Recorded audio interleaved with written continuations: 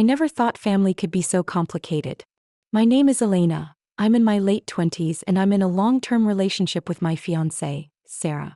We've been together for several years and we're finally getting married later this year. We decided to keep the wedding small, intimate, and simple, not just to save money but to make it a meaningful celebration with the people who truly matter to us. But as the wedding planning progressed, I realized that not everyone in my family would be supportive. My sister Claire has always been extremely religious. She's very outspoken about her beliefs and for years she has been against LGBT relationships, long before I even came out. According to her, marriage is only valid between a man and a woman, and she believes that intimacy in marriage must only happen for the purpose of having children. Her views are deeply rooted in her faith and she doesn't hesitate to voice them. Knowing this, I made the difficult decision not to invite her to the wedding. I wanted to protect our celebration from negativity and judgment. I didn't want her beliefs to cast a shadow over what should have been a joyful day. But avoiding the topic wasn't an option. Claire is the type of person who notices every detail, and she made it clear that she disagreed with our marriage. I needed to confront her about something that had been bothering me for a long time. Claire has had a hysterectomy for medical reasons, which means she cannot have children, something she always wanted. Despite this, she frequently argues that marriage must be between people who can produce children. She uses this as a justification for criticizing same-sex marriages, claiming that couples like Sarah and me are not capable of having a real marriage because we can't have biological children together. It frustrated me endlessly. I couldn't understand how she could continue to engage in intimacy with her husband while insisting that others cannot marry because of their ability to have children. I felt like this was a double standard and I needed to address it. So I asked her, during one of our conversations, a question I knew would be awkward but necessary. I asked her if she was still intimate with her husband. Immediately, she recoiled, offended, and told me it was none of my business.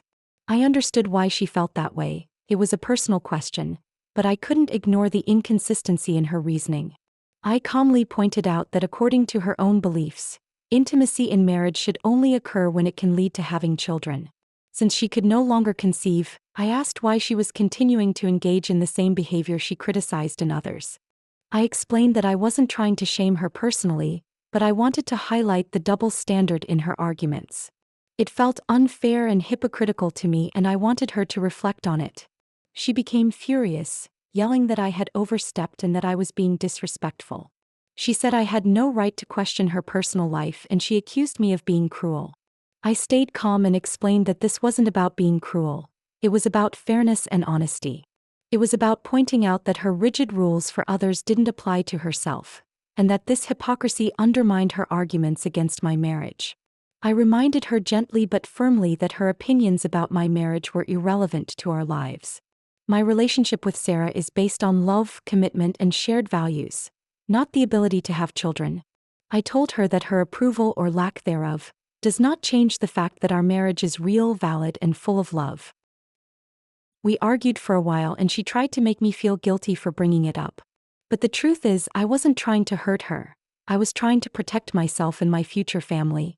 I wanted to stand up for my relationship and for the principles that matter to me. I didn't want her double standards to go unchallenged, and I didn't want her disapproval to make me doubt my own choices. After the conversation, I reflected on what had happened. I realized that sometimes family members can hold beliefs that are deeply rooted and inflexible. Sometimes they will project their values onto others and try to control what you do. But it's important to speak up when their beliefs create unfair expectations or double standards. This experience taught me a lot about boundaries, courage, and standing up for what's right. I learned that it's okay to confront difficult situations, even if they involve someone you love or care about.